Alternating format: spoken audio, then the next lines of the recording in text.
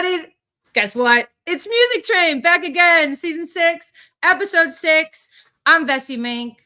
I love you. Thank you for tuning in. Thank you to everybody who's ever watched this show. Thank you to every guest I've ever had. I have 2 amazing musicians, music lifers is what they are, guys, in the studio right now in Chicago. But before we get to them, let me give a big up to Mr. BK Han, my co-founding partner and creator of the Music Train. Yep, that's me. What's going on? Hey, so anyway, Mr. BK Han, thank you so much. I hope you come in today and meet Roger Ebner and Eric McWhorter. That's who's here today. We've got saxophonist and also the creator of the band Motivican, Eric McWhorter, both songwriters, both amazing musicians, producers. There's just so much to actually say, and we don't have a lot of time. Thank you to the sponsors who make this show possible. If you would like to become a sponsor, just let me know. You can find me at Vessie Mink everywhere, especially on X Twitter, that is. And shout out to you if this is the first time that you've seen the show. Definitely comment who you are, where you're coming from, and what you're doing. And let's get to the show. Welcome to the stage, to the Music Train, Mr. Roger Ebner and Eric McWhorter. Hello. Hello. What's up, gentlemen? Oh my God, you're in the studio. What are you doing? Well, today we worked on some vocals for Motivican's upcoming record. Yet untitled, but Motivican, what a name. Tell me more about Motivican. And first of all, I'm so sorry. Roger Ebner is the one with the dark shades on, guys. And and Eric McWhorter, we just got right into it, is the one right there with the beautiful. What does your shirt say, Eric?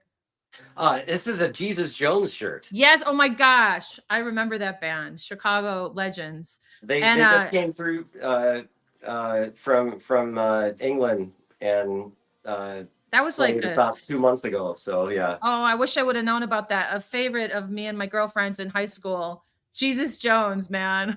Heck yeah. What was the hit song that they had? What was it again? Right Here, Right Now. Right here, right now. That's right. Okay, so let's get to it. Motivican. What kind of band is this? Motivican. It sounds wicked.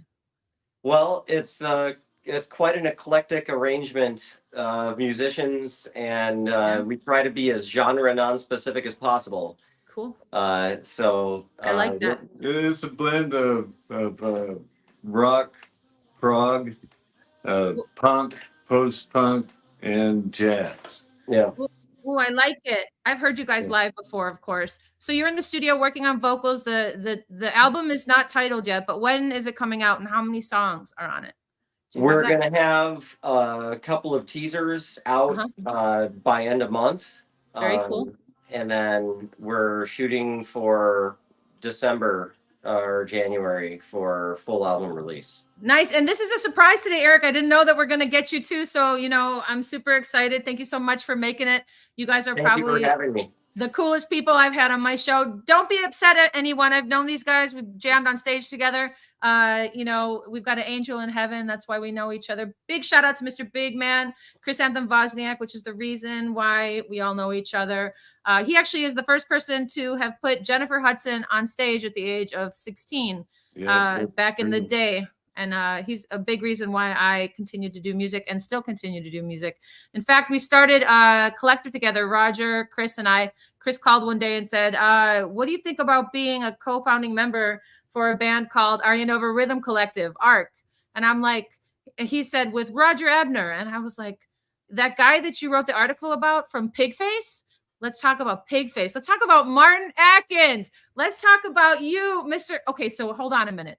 You guys, if you've not ever heard of Pigface, just like stop the train, like go into your iTunes, go into your Spotify, go into your YouTube, PILL. Let's talk about Martin Atkins for a second. Okay, eeny, meeny, miny, mo. Roger. Yeah. Martin Atkins is he's the founder of Pigface, which is a Chicago-based industrial rock supergroup. However, it has garnered people that are, like the front person from a number of different bands all over the world. And how did you have an amazing story, actually, I believe you made your own, first of all, you guys, Roger Ebner is an amazing saxophonist who's studied saxophone his entire life. In fact, he's endorsed by Sax Dakota, and is best known for his exceptional music in the industrial rock scene. But you're like in a you're like in a shit ton of bands. I mean, how many projects do you have? You're in Motivican, you're in Worm, you're in Dog Tablet out of the UK. You just co-produced a record with Krzysztof Ligio. I mean, you got an EP coming out. Roger Ebner, music has always spoken to your heart, and obviously you as well, Eric. I'd love to find out how the two of you met, and also to maybe pop in one of the songs from your EP, Roger. What do you think? That sounds real good. I think I shot 2 songs from the EP, and they happen to both have your vocals on them. What do you know? I told you didn't have to do that. Surprise. Okay. So I don't know what to say. You could have sent any of the others, but you chose. I'm very humbled. I love you, first of all, both of you. So let's go to Writing on the Wall. Let's start with that one. That was the first one. This is off your EP. When is your EP out? The EP, I'm looking at, depending on how it goes, I'm targeting like an October release. Okay, cool. Latest would be, around the first of the year. Right on. Hopefully. So I'm talking to one label in particular. Yeah. And we're just not clear on the timing yet. Yeah, cool. I can't wait to hear more about it, and I'm super stoked to introduce the song to you guys. The title of the project is Splinters and Broken Glass. Splinters and Broken Glass. And everybody, find the incomparable Roger Ebner at rogerebner1.bandcamp.com, and Mr. Eric McWhorter at motivican.com. You guys, these guys are here today, and I'm so excited. I'm just really excited. I miss you guys. It's been so long. Miss you too. Thank you for being on my show. Oh my God. Our show. This is now our show. In fact, I'll probably invite you guys on to be co-hosts, to bring all your rock star friends through so you can interview them, and I'll work in the background. Nice. Check out the Writing on the Wall. What, Roger? I said that'd be really cool. Agreed. I mean, it would be so fun. All right, here we go. We're going to do it.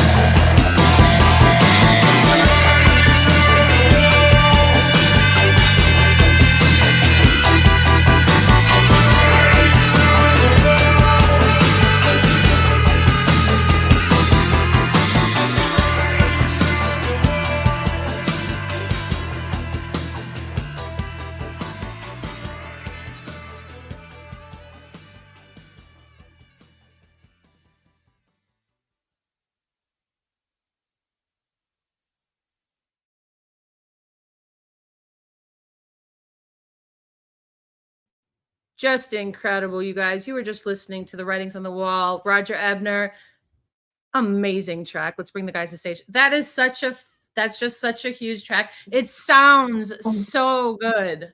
Tell me about that song.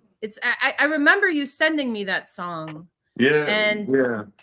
That song has been in development on and off since pre-pandemic.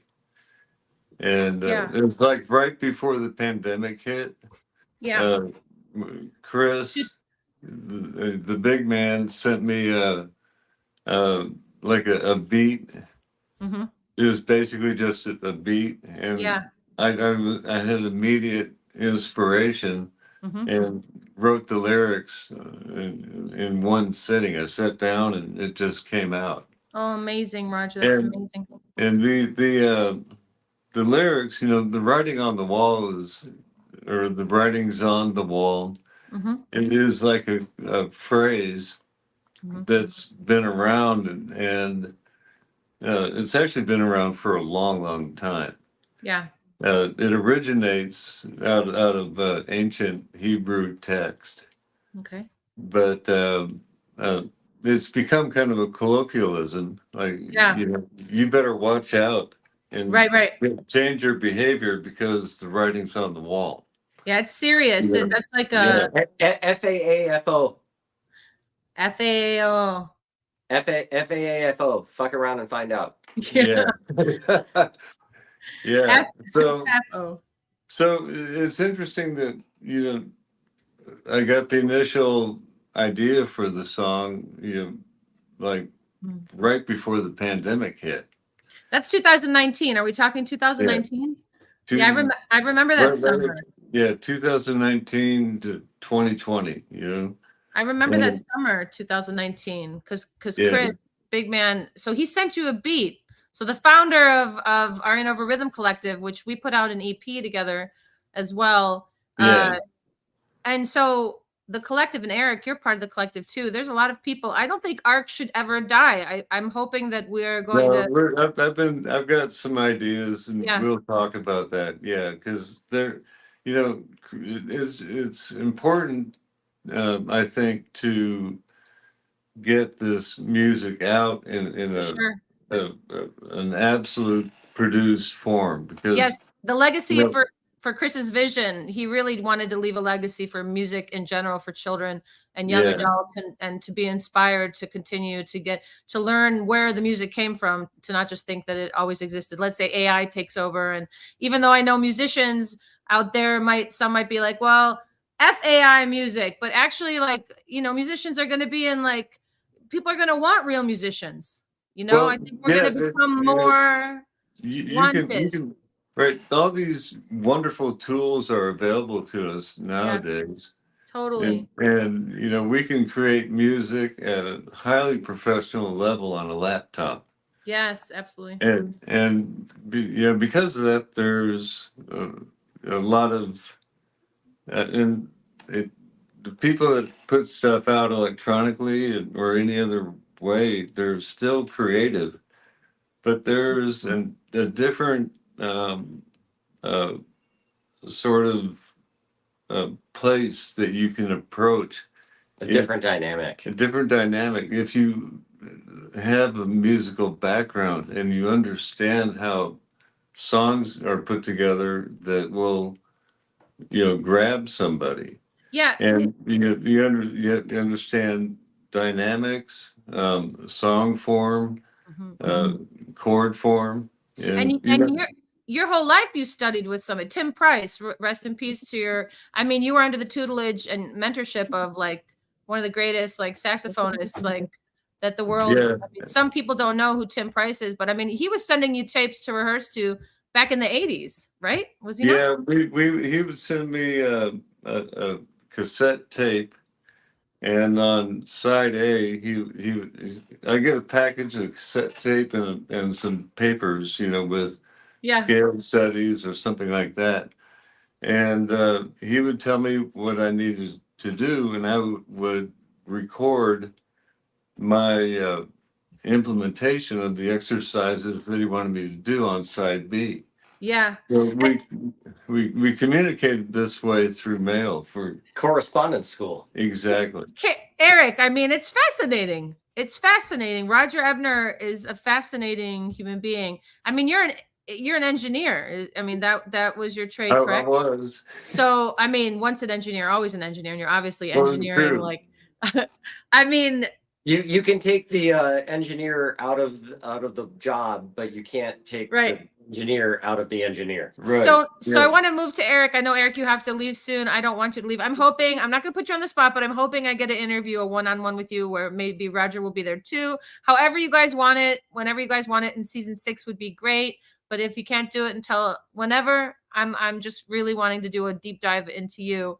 But please tell me, Eric, how the two of you met, how you and Roger met.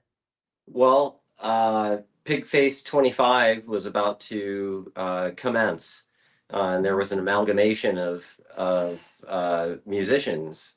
25. You don't mean 2025 because we're not there, but you mean actually 25 years. Yeah, it was 25-year anniversary. So this was Pigface. So that was 2016, right? Yeah. Amazing. And I had rehearsed at Fort Knox Studios, which is where 2112, where Martin has his educational collective, up essentially about a mile from my house. And I got a call that Steven Siebold wasn't going to be able to make this particular rehearsal. Could I fill in on guitar? Here's 29 songs. Oh shit! And like how much before? Like an hour and a half. Oh no! Before. No. Yeah. And I'm like, I've got my gear at home. I could just head right over. You did that? A little bit more work than like an I'm hour. An hour ahead? Yeah. What are the chances? That's crazy, you guys. Well, he walked into a room, and granted, I don't know any of these. All the people that were in the room, I just met in the rehearsal. Yeah, it was Curse Mackey, Dirk Flanagan. Amazing. Martin, Charles fucking Levi. Charles Levi, who I've known since I was like 20. That's crazy. Yeah, and so Eric walks in, and Martin Atkins on drums. So Eric walks in, and I think he's part of the band already. Yeah. So hold on, I'm gonna solo you guys so you can tell the story here because I want to see you closer. I'm soloing you. Here we go.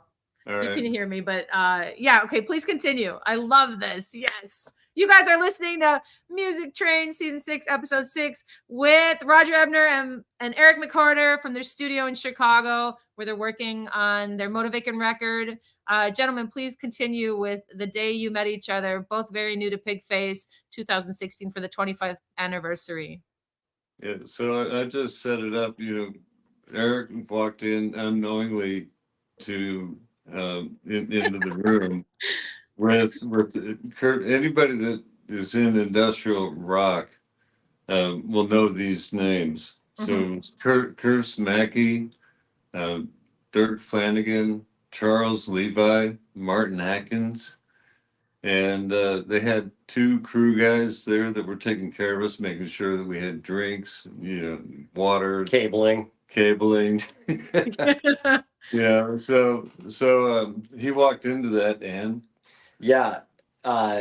like I had an hour to prepare, and I know the songs decently enough, but it's not like I've played them frequently recently at that time, Yeah. And I set up my gear, and I saw this saxophonist with this freaking rack of effects and stuff.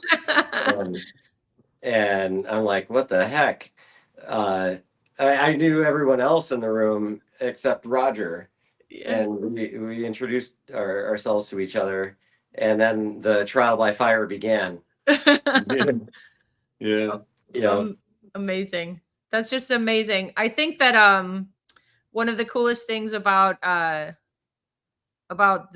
musical relationship that the two of you have is that you've been there now for each other since 2016. I mean, ultimately, I mean, you probably knew right away that you were able to jam. I mean, you weren't saying Eric learning how many songs? 29 songs, 1 hour beforehand, like not even really knowing. I mean, I've played with you on stage before. You're with Them and Me, with my punk band, with Kevin, with both of these gentlemen. I mean, and I think that we tried to have a planned set list, but like you got to know how to play to anything, and you basically do. So tell me more about how you got into guitar. We'll just do a little mini how Eric McCorder got into guitar. And is that your main instrument? Do you play other instruments?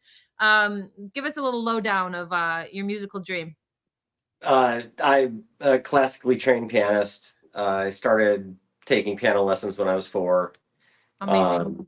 Piano is my primary instrument. I'm recently returning to it. The song that you've heard in the background interstitially, I'm adapting to piano, possibly violin, soprano sax, and it's the first song that I've actually thought that I'd have someone else sing on. Oh wow! Of this, and essentially, my classical training on the piano gave way to other forms of music. When I went away to high school from my hometown in Western Illinois to high school in Aurora, I discovered new things. Where I gained my introduction into industrial music. My mom, as a quick aside, my mom laments that I've gotten into industrial music because it's so noisy and she just doesn't understand. And I look at her and tell her, I grew up in my dad's welding shop, dude. All these noises are natural to me. So, nice. That's so cute. Right. But I started picking up my mom's acoustic 12-string and basically I discovered The Cure and oh my gosh, one of my favorites. Wanted to learn those songs, and so I picked up the guitar and started playing the guitar as a result of that. And so I've traveled down the guitar road, and now I've also transitioned into bass. I play bass with the Cure tribute primary. What? Yeah. Holy And moly. I met Simon Gallup at Riot Fest last year. Simon Gallup is for those that don't know. The Cure. Oh, where'd he go? Yes, but Simon Gallup is the bass player of the Cure. Bass player. That's right. Okay. Yeah. We just lost you for a second. Am I audible? Yeah. There we go. Yeah. Okay. Cool. And so I also played French horn in middle school, and so I'm versed in the brass. I like to say I play everything but the woodwinds, but that's also not true because I have played woodwinds. Oh gosh. Okay, wait. We're gonna have to do like I've just changed my mind here. We're gonna have to do a concert, an exclusive, where we get you guys kind of, I don't know. I would love the in-depth interview, but I kind of just really want to hear you play live. And I think everybody else would really love that too. So let me see. Any sponsors out there? We want to get these guys live on the Music Train. You know, this show I've been doing as a labor of love with Mr. BK Han. Shout out to Mr. BK Han out of Singapore, my co-founder, who one day said, I don't think you guys know this, but Roger's been on the show before, I think season 3 or season 4, but we were on this app called Connect Club, and it was a very intimate, metaverse. So kind of like this, but in a digital space where you could go live on video and see each other, and you had like these profile pictures, and it was a very interesting app that is no longer. But the point is that BK one day said, when we had a couple people coming through, Vessi, why don't you take a word from one of each of these guests, and why don't you write a song on the spot? Because that's one thing that I do that I really love to do. And so that's how that started, and that's how Music Train was conceptualized. And ultimately, I would be recording that live. That's what happened. I recorded on my DAW, and then I did a little editing, and I sent it to BK, and he would turn them into digital artifacts, NFTs, as they have been known as. And so season 1 is all NFTs of the songs that I wrote on the spot from other people's words. So we're going to have to do that today at the end of this show. Eric, if you have to leave before the end of the hour, I definitely need your word ahead of time so I can write that show. that song rather. I wanted to talk about how in this article from Joel Gostin, which by the way, you guys, JoelGaustin.com. He also has a podcast show. He wrote an article about Roger, a really amazing article. It says here, he quoted you, Roger, as you have to keep your eyes and ears open when you go on stage. You just go. You can't get locked into any one way of thinking about how to approach the music. Let's talk about that, because you guys, just with this 29 songs, that Eric from 1 Hour being on stage with Pigface, 25 in 2016, he had to freaking do that. You have to be able to do that. What does it take to do that? I actually only played drums on stage with Pigface. My band Worm opened up, and also opened up for Pigface on that show. I was there only for the one rehearsal to stub in for Siebold. So amazing. That's amazing. Roger, how does it, you have to know how to let go, I guess, of what it's supposed to sound like. Be right back. I'm sorry. Sure. Pigface is an industrial rock supergroup.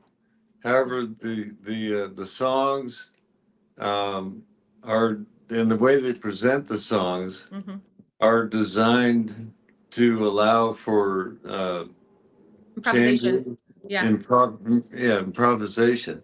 So like if they want to jam out on the end of the song, they can. They're not locked into specifically timed backing tracks. That's so freeing. It takes a lot of work to be able to do that. And Martin has in the latest iteration of Pigface that toured in 2019, he had a DJ that was triggering all the backing tracks. Wow. So how fun. Yeah, totally. So let's talk this is a subject, this is a serious subject. There was a mysterious physical ailment. It says that robbed you of your ability to play music for several years. If you're willing to discuss this right now, I know that you are, because we talked about this ahead of time. Sure. And you're my dear friend, and I know you, and it's so important. I look at it as a way of raising awareness. Yes, let's do it. Let's raise awareness about this, because I'll give you the thumbnail sketch. Yeah. From about early 2000s, and it started getting more pronounced from 2007, and from 2007 to 2010, I couldn't play. I lost fine motor control in my left hand. It was really slow, and so I went through a pretty big life change in 2010, and I came out of that just hell bent on trying to figure out what was going on. And long story short, in the spring of 2010, I got diagnosed with early onset Parkinson's. And in the fall of 2010, the medication protocol that we're working on, Parkinson's is a moving target. Yeah. And it takes some experimentation, with the available medications and medication delivery methods to find a protocol that works and actually gives you relief. Yeah. So that happened in the fall of 2010, and it was like the night before I couldn't play. The next morning I felt loose for the first time in a long time. After the literal diagnosis? Yeah. So you didn't know for 3 years. It started, you were having symptoms, and then then you were diagnosed, and then diagnosed in 2010. The fall of 2010, we got the first medication protocol worked out, and the night before before I was going to start that new round of meds, I couldn't play. The next day after starting the new round of meds, I was able to pick up my alto saxophone and I ripped off a C scale from the lowest note in the horn all the way up to the top Amazing. at speed. So, I fell to my knees. I was in tears. Oh, Roger. And first thing I did was get a hold of my mentor, Tim Price, because he was actually the first one to notice that something was wrong. Because I'd been sitting with him for so long. He said, "Your left hand is slowing down." And so I got back in touch with him, told him what was going on, and we got back to work in the fall of 2010. Fast forward to the fall of 2016, I headlined House of Blues in Chicago with Pigface. Amazing, man. Your story is so amazing. You just blow my mind. It blows my mind. And you have, oh, please go ahead. From that time, from 2016, that opened up a huge number of doors, in both nationally and internationally, for collaborations. And so I've been doing a lot of that. Yeah, I'd say so. He's got like 19. You have like 19 projects. Nothing can hold you back, man. And you're also raising awareness, and you have a foundation in the works, which is really exciting. Yeah, we're working on it. It's gonna operate as a benefit corporation. And a benefit corporation, you're for profit. Yeah. But you don't. But it's in your bylaws of the company. Yeah. To give back to the community. And so the key is to keep operational costs low, and all the money that comes in just passes through and goes to research, for example, at Chicago Northwestern University. Which has been an amazing partner for you with your medical. Yeah, they've got a movement disorders center there that is ranks like in the top 10 in the world. Yeah. So so consequently, it's also a teaching hospital. Yeah. So you get exposed to different therapies and drug therapies or drug delivery. Like they've come out with a extended release for the carbidopa levodopa. And that smooths out, the on time versus off time. Yeah. And really, I don't have a lot of off time right now. I mean, I've got some progressive symptoms. Yeah.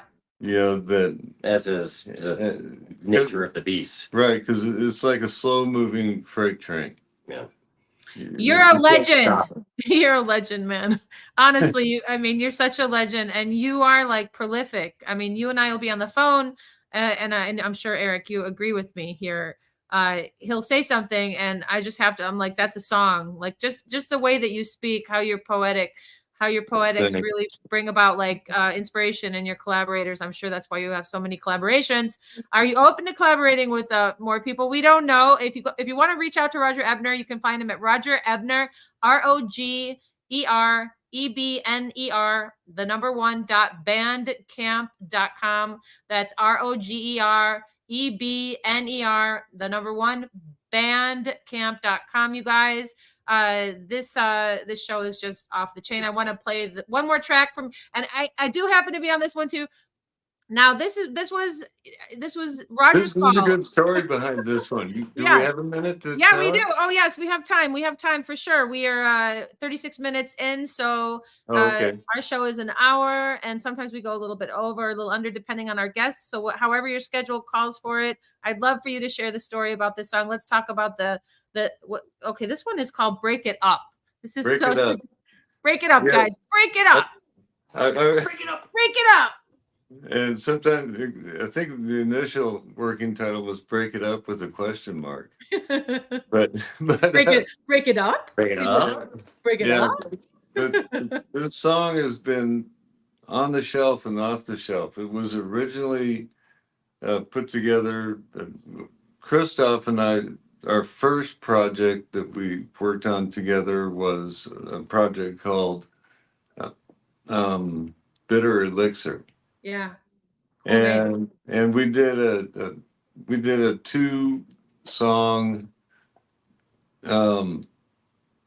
single, and one was a cover of the Beatles tune Help, and the other one was an original called Stop.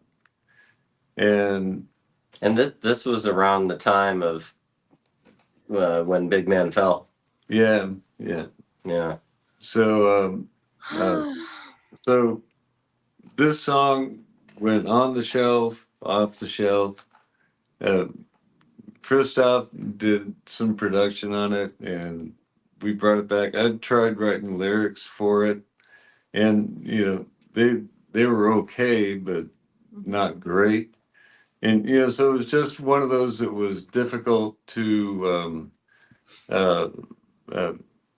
develop. Mm-hmm. And we did the work on Writings on the Wall, and Christoph heard your voice on that, and he said, he told me, he said, man, if I had access to a voice like that, I would write songs for her. To perform. And that's so sweet. And so it's true. So anytime, guys, anything for you. You just say the word. I'm your girl. So what I ended up doing with that in mind, I said, well, let's pull this song off the shelf. I pulled it off, I cleaned it up, and I sent it to you. I remember. I was and you ended up doing a recording and your vocal tracks on it, and it was like it grabbed you immediately. And what's crazy, Rogers, because I didn't have time right away to do it, but I wanted to do it. I think there was like a month or two, maybe, right? It was about a month. But you let it ruminate, right? In your head. If I may. Yes, please. When I heard the roughs of your vocals coming back and all of the layers and the harmonies you did, especially in certain points, I was just like, damn. Really? Oh, dude. That means a lot coming from you guys. Okay, so I did not have really time to consume it. I did not. I think I heard a little bit of it when he sent it, and then I was so crazy busy. By the time I got to it, I put it. I was like, okay, I'm gonna work on it now. I was like, finally, I'm gonna do it now. And it just, I had some stress. I needed relief. I didn't even know, but as soon as I heard Roger's like freaking saxophone, I was like, what the? He was like off the chain. I was like, yes. Oh my God, what is this? So let's get to the track, you guys. So this EP is coming out October, November, maybe December. It's going to be six tracks, correct? Correct. 6 tracks. And there may be a couple of remixes on there. I haven't really fully decided yet. That's why it might be delayed. But it's called Break It Up. This track, just so everyone knows, this track rose from being the second to the last track in the sequence up to the lead track. This is how the EP is going to open up. And also, you and Vesey. Yes. Yeah.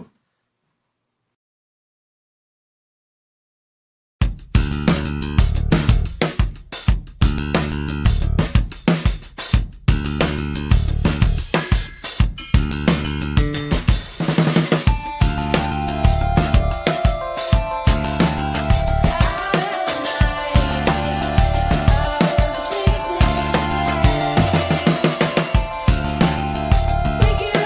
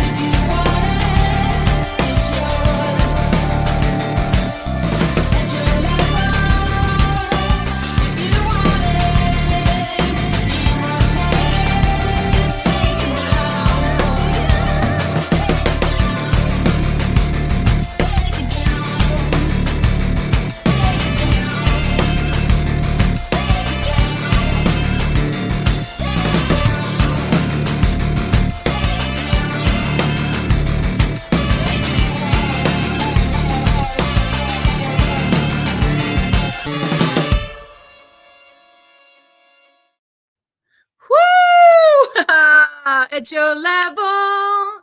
You can have it. If you want it, it's yours.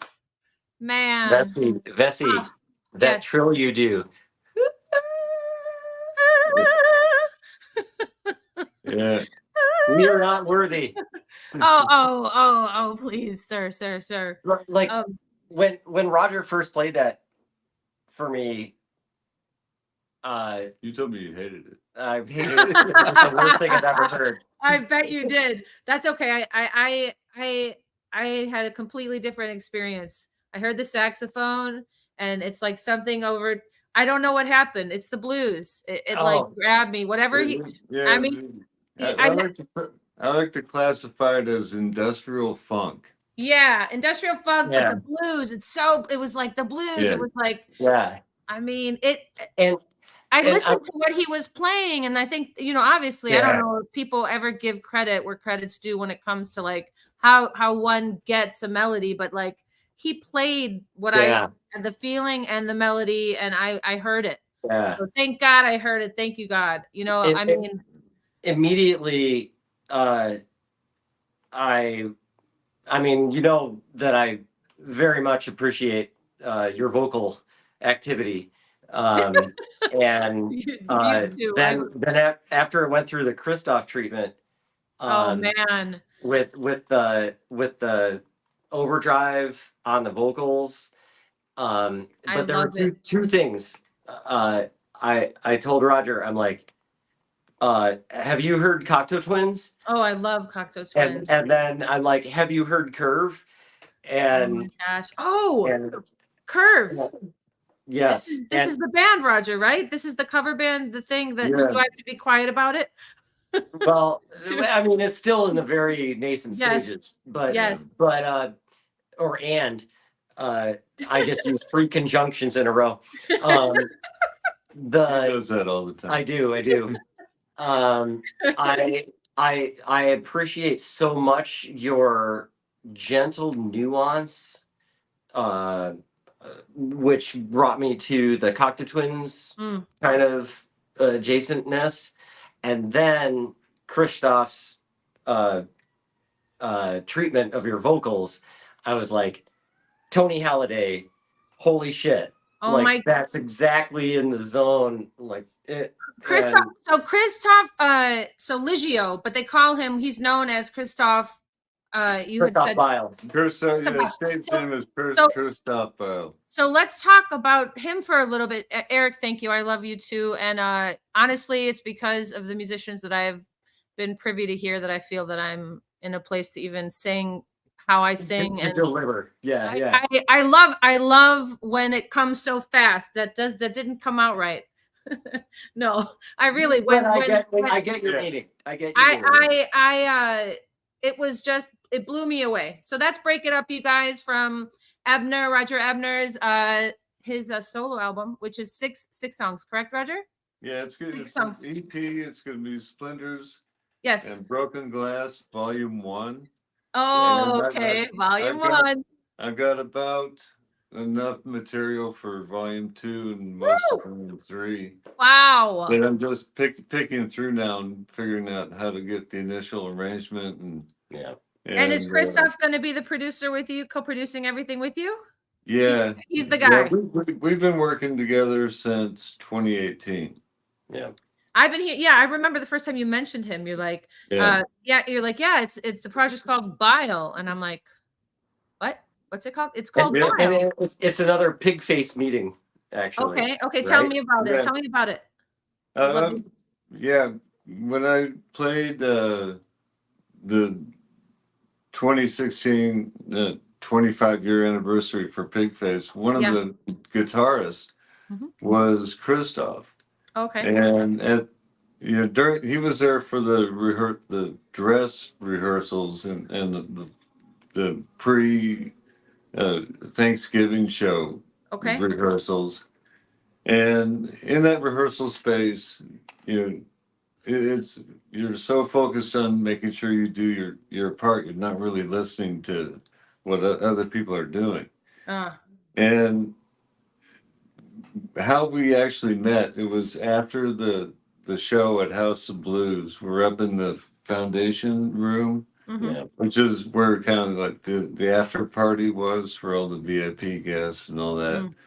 And it's a strange thing walking through the room there and getting stopped about every 5 or 6 steps because somebody wants me to sign their T-shirt. Aw, that's amazing. Yeah, it was surreal and I want you to sign mine in pink right here. okay, will I do want it right anytime. here. So Seriously. so in the foundation room, the after party, Christoph walked up to me and he said, "You know, I didn't hear your sax in rehearsals, but I heard it on stage, and I've been curious and wanted to work with a saxophone player for a long time." Dude, that's amazing. And we exchanged, and he said, "I think you're the one." Yeah. And so that's how, He's not saxophobic. right. Hold on a minute. Did you say I think you're the one? Are those your words for the That you can use that for the song. Okay, continue. I interrupted you, but we are getting close to the hour, and I want to hear. We're going to have more episodes. Perhaps this is going to have to be a monthly or bi-monthly. Well, there's a lot. Chat with Roger. Chat with Roger. I like that. There's a lot to unpack. Yeah, there's so much. You have, and we've talked about trade, about money, about stocks before too, and the S&P 500. You're a smart guy. He's no slouch. I'll tell you that right now. Okay, wait, is that the song? He's no slouch. No, he's not. He's got his hair out. Love it or leave it, baby. He's no slouch. No slouch. And then what was it that you just said? You said, I think you're the one. I think you're the one. I think you're the one. And we're gonna have some fun. I think you're the one. I think you're the one. I think you're the one. And we're gonna have so much fun. I think you're the one. We did it. Yeah. Thank you so much for going into the threes. Yes. Thank you. The 3/4 punk tune. Yes. Yes. Hey, punk. We've been in a punk show together before. Right, Remember, guys? This story is about Bessie, real quick. Yeah. We're in this little club, and it's like an all ages punk show, and it's an opportunity to allow younger kids that aren't over 18 or 21 to have a venue where they can go play. That was like the coolest venue ever. What was that place called? That was Wire. so dope. Oh my gosh. Was it Berwyn. Wire? Berwyn. No, it was in Berwyn. Oh. It was. You're talking up on Irving? No, it's the place where the railroad tracks. It was like It was an Irish. It was like a. Anyway. Shout out to that dump. Yeah, it's a little dive bar. I loved it. Oh yeah. I loved it. I wasn't there. Right. Oh, Yeah, no. you told me about it later. So what happened? I feel like you were there though. That's like the best part. Bessie had crazy. Bessie, you had your music set for the night, kind of in the them and me vibe. Yeah. And you're watching what the kids are playing. Oh my God, they were opening up. And he said, she says, "We can't play what we're going to play. Can't do it." Just I was can't like, do "There's it." no way. There's no Just way like we can." 5 minutes before we go on, she goes, "Follow me."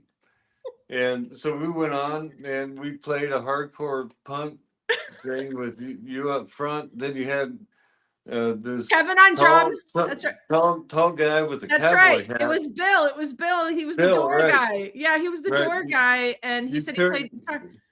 You handed the guitar over to him, and you you were unhinged. I'll never forget that Totally because unhinged. I was terrified, Eric. I was so terrified because, first of all, they were all up. Okay, the sound system, I'm not sure what kind of sound system like this place had, honestly. Like, I don't really know.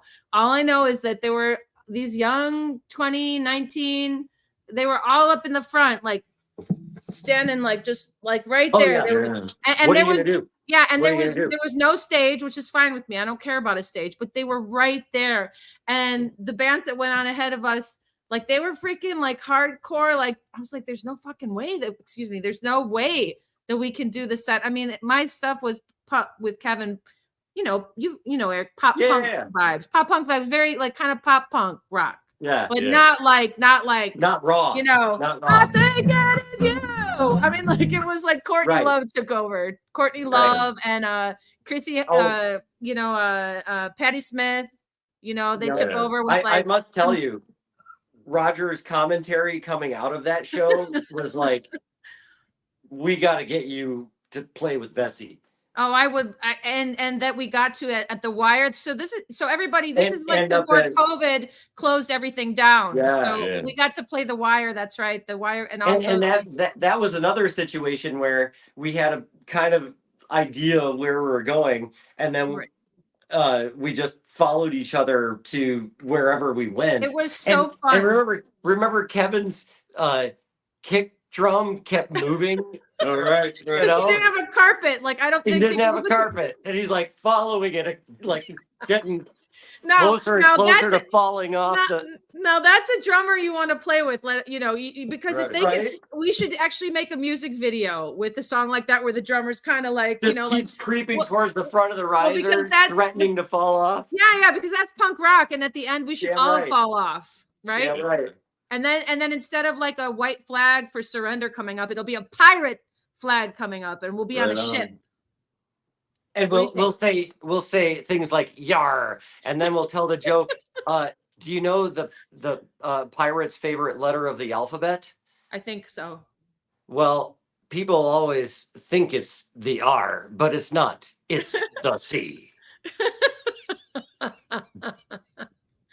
Oh my gosh, I love you guys. I don't want to say goodbye. It's like, where are we? We're at 56 minutes. It's almost time to go. This doesn't feel right. I'll have to just like drive over. You're only about an hour away. Yeah, just a couple 2-3 minutes. I mean, we've got our Chicago boys in the house, Roger Ebner and Eric McCorder here. At which studio? Your studio's located on the south side of Chicago? Well, not quite south. Sacramento and Carroll. And you guys have Sacramento and Lake. Maynot Studios. You guys just like really got it like up a few levels, didn't you? You did like a whole like clean out, re HVAC and put back together. So it's like in tip top shape. How often are you guys in the studio? I guess I'd like to know. Like how often during the week are you there? We're pretty much bi-weekly. Wednesday, Sundays, we come down here for either rocking out together, mixing, recording. Does Motivican have a show coming up? Can I come out and see you soon? Very, very soon. We're putting out our most recent releases have been Sans Roger, which is not a good way to represent ourselves on the promotional stage. So we've got 2 songs we're buttoning up right now, which is part of why we were here doing vocals. Yeah. And then we're going to be booking full force. So hopefully October, probably. I just can't wait. I love you so much. I'm hugging you. I love you too. I love you guys, Roger and Eric. So let's see. Somebody said about Roger, working with him has made me a better player. Brooklyn is an abrasive, intense environment. To an outsider who's not used to the culture, it seems like everyone is walking around with a chip on their shoulder. Christoph is classic New York. I think we get along so well together because he'll bust my and I'll just dish it right back to him. And that's rock and roll. That is rock and roll. Don't take it so seriously, guys. Okay? Right. Yeah, rock and roll is not dead. That's our show. We love you. Do you guys want to give maybe some final thoughts just to the young, inspired, up and coming musicians who are just kind of like, getting started or feeling like they have no right to play because how could they ever make it in a world that where musicians aren't top tier taken care of in the entertainment industry, how much the music from artists from all generations have given, and how many have been taken advantage of. I think that steers a lot of people away from the music ship. We'll start with you, Eric. What words do you have to say to the young aspiring musicians? I would say practice every day. Yeah. Make it a point to fall in love with your instrument and want to return to it as often as possible. The way out is through, and you that's not me. That's Trent Reznor. The way out is through. Nine Inch But Nails. that's a universal concept. You have to push through the interstitial times when you're not sure of yourself. Believe in yourself and push forward, and just practice. I love that. I totally jive with that, because there's times where I'm like, what's the point of anything? And then I'm like, am I depressed? Like, what's going on with me? Am I now a nihilist? I think we have to be in service. That helps people. When you actually go out of your way to help people, you get Fred out Rogers, of your yes. Rogers. Right. Yes. Okay, Mr. Ebner, what do you have to say to the kids? Well, I'm going to echo Eric in the practice, because it never stops. And if you want to be a musician, study the fundamentals, practice your scales, learn everything you can about your instrument, experiment with it, like with effects. Experiment, yes. And just, even if you don't feel like playing, just go practice a C scale to a metronome for 20 minutes. Even 5 minutes. Even 5 minutes. Sometimes. I hear. Oh, sorry. I was just gonna say, like, I'm a mom. Some kids will say, like, I can't do it. I don't have it. I'm always like, yes, you do. You just have to tap into it and believe that you. I think a lot of it is if you believe in yourself or not. And abandon imposter syndrome if you can. Make a t-shirt. I want that shirt, Eric. Especially I want that shirt. Yeah, you want to abandon the imposter syndrome, especially if you start developing some skill, and you get pulled into a situation that maybe like with the band, and you're being like me showing up to Pigface with an hour to prepare. The opportunity of a lifetime.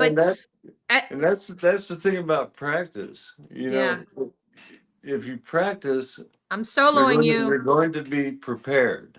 Okay, this is their show now, guys. I'm giving the Music Train keys to these guys. When they say the show's over, if they want to go back and forth for a minute, I'm giving it to them. Here we go, guys. What do these guys have to say?